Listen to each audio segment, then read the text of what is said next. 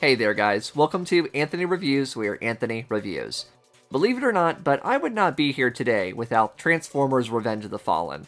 The contender for one of the worst Transformers films ever, this 2009 movie had a massive marketing push with tons of merchandise, of course. While I was very excited for the film, I was 14 at the time, so a little bit slightly older than the intended target audience for toys. My brothers, however, were just the right age. One day in mid-June, my Nana asked if he wanted her to pick up some of the new toys from the film. She worked at Toys R Us at the time, so this wasn't super out of the norm, but at the same time, my family has never been one for random gifts. Birthdays and holidays, sure, that made sense, but we didn't just get a toy anytime we wanted to go to the store or something. So for whatever reason, my mom agreed and let her buy these toys for us. She came home that night with, I want to say, 4 or 5 figures. My brothers and I were blown away, and we became diehard Transformers fans in an instant. After this event, I wanted to try and figure out which figures we should be on the lookout for. Which one should I try and get next? This led me to looking at reviews online. That's when I discovered that there was an entire sector of the internet that reviewed toys. Grown men who placed their hands and toys in front of a camera and essentially reviewed them. I could not believe this was even a thing that someone could do. Something maybe that I could do. Anyways, the short version of my toy reviewing origin story, that's pretty much how it went. Where does that bring us today? Well, I was feeling a bit nostalgic for those 2009 figures and, on a whim, decided to repurchase 2 I had fond memories of. Today, we'll be looking at Transformers Revenge of the Fallen Voyager class Optimus Prime and Starscream. These 2 figures are over 15 years old at this point, so I'm very intrigued to see how they hold up. Let's start with Prime. This figure is actually a repaint of a 2007 movie Prime, this featuring a somewhat overall darker color scheme as well as a select few odd paint apps here and there. We'll get into those more when we look at the alt mode, but while strange for Optimus Prime, I do like the sort of colors chosen here. The orange on the chest is pretty unique, and I guess the sort of sandy gray metal does replicate the way that they do look in the sort of golden sun in the desert towards the end of the film. I do kind of like it. For the most part, he does achieve this sort of movie Optimus Prime look, although he is a chunky fellow. His shins feel like nearly 30% of his entire body. His arms are a bit spindly and his torso is very small. Part of this is because the entire front end of the truck is just sitting on his back. It's certainly one of the most largest backpacks I've ever seen on an Optimus Prime before, let alone Transformer. Despite his odd proportions, the sculpting here is undeniably well done. So many cool details that really just sort of heighten him as a movie toy. All the details on the thighs and the arms, it gives it this sort of interesting look and feel. His head is nice, though it's a bit small. From straight head on, I do think he looks good, but from the side, it looks a bit squished, a bit pug-esque. Overall, it is a nice sort of rounder recreation of the movie look with exceptional light piping. Like, wow, that is gorgeous. The look of this guy is just super fun and comes off really well as a toy robot. I did point out his weird proportions earlier, but didn't Movie Prime kind of have weird proportions to begin with, so who's really to blame here, honestly? Let's shift gears and look at Starscream. Where Prime was this chunky repaint of a toy from 2 years prior, this figure is completely new. I'm going to go ahead and get the comparison out of the way now, but the 2007 figure was a chunky, blocky behemoth. The movie designs were clearly a tough hurdle for the toy designers, and Starscream didn't really exactly come out looking too great. Oh, and this obviously is the G1 Colors repaint, just to be clear. Moving into 2009, we have a sleek, mean-looking Decepticon who actually managed to look like the guy from the film. Seeing just how much thinner the new one is really gives them a night and day look. They even managed to give him hands this time around. He can't do much with them, but it's certainly more than the previous toy had. The colors used here are a bit more expected than Prime's darker tones. While looking very similar with his sort of tan gray all over his body, it definitely feels more like the version of Starscream we see in the film.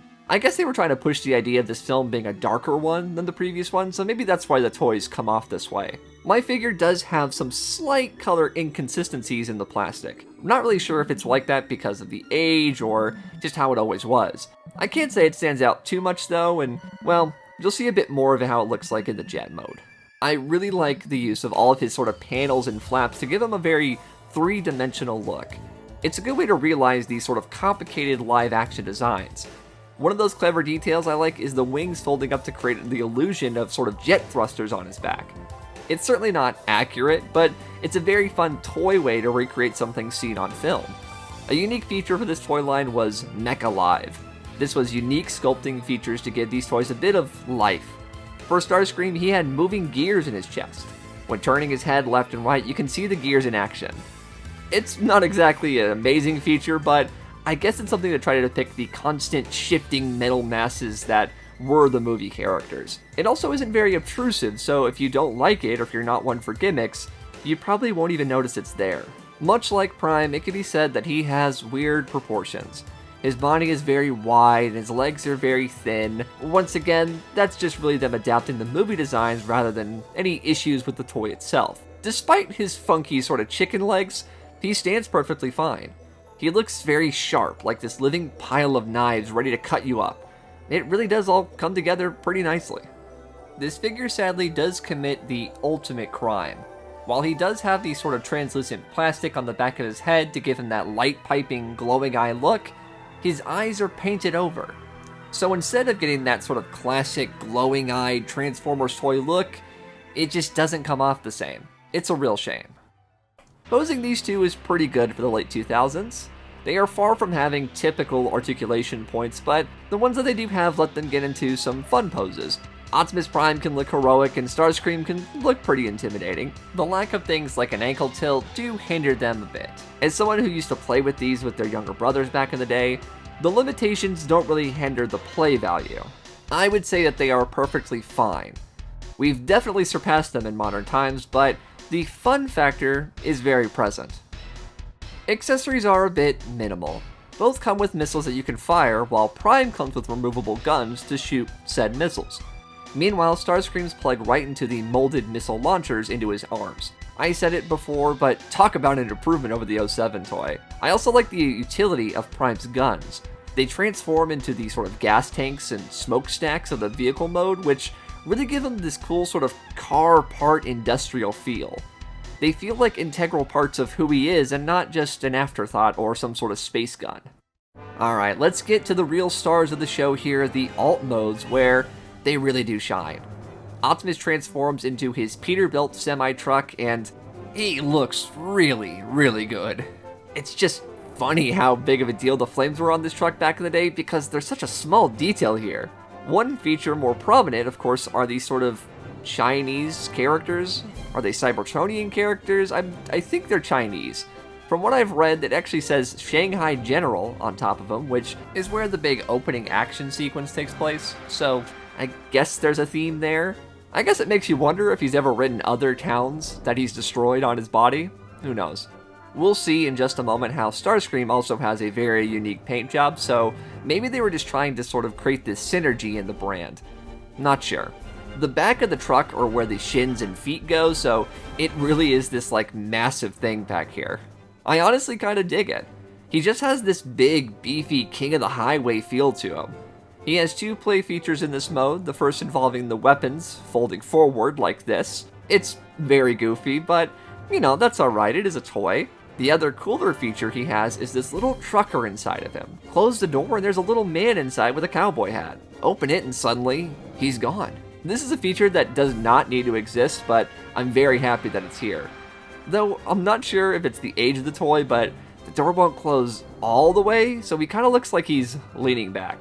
And yes, I should mention, it is based off this comic panel of Peter Cullen in Optimus Prime. I'm probably going to get crucified if I don't mention it, so this is me mentioning it. Starscream is the exact opposite of Optimus. Where he felt like this octane-fueled fist of the road, Starscream is slim and agile. I know I've compared him to the 07 toy a lot, but look at this. We went from having an entire chunk of a guy down below to this flat, aerodynamic plain body. It is perfect. Well, almost perfect. He does just have his hands sticking out the back for the world to see, which sort of ruins the look of things. Oh well. Okay, now let's talk about his tattoos. I think they're tattoos. Are they like war paint or tribal markings? Either way, he didn't have these in the first movie, and now he does. And as far as I'm aware, he's the only one that ever goes through this kind of makeover. It does add something to him, I suppose. Instead of this general gray or tan mask, we get some intricacies, so who am I to complain? On one wing we see the Decepticon logo, while the other has something else.